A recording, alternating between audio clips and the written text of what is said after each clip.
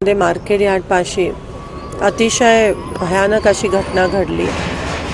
एका हेवी व्हेकलच्या खाली जवळजवळ 3 ते 4 जण चिरडली गेली।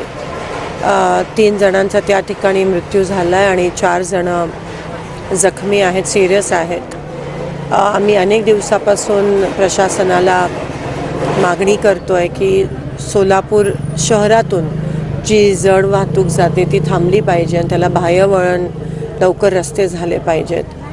त्यासोबत हा जो मार्केट यार्ड समोरचा जो स्पॉट आहे तो ब्लाइंड स्पॉट आहे आणि तिथे फ्लायओव्हरची मागणी पण करण्यात आली आहे, त्याला पण विलंब लागला आहे। या ब्लाइंड स्पॉटपाशी पण काहीतरी करणं हे गरजेचं आहे।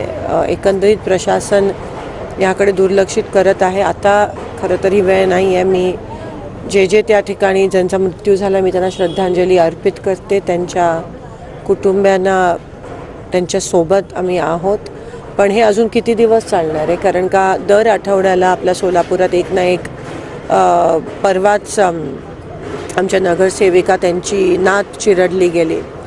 त्याआधी दर आठवड्याला ही घटना होत राहते। विद्यार्थी जे कॉलेजला जातात सायकलवर चालत जातात त्यांना पण धोकाच आहे ह्या गोष्टींमुळे आणि सर्वसामान्य नागरिकांना खूप मोठा धोका आहे।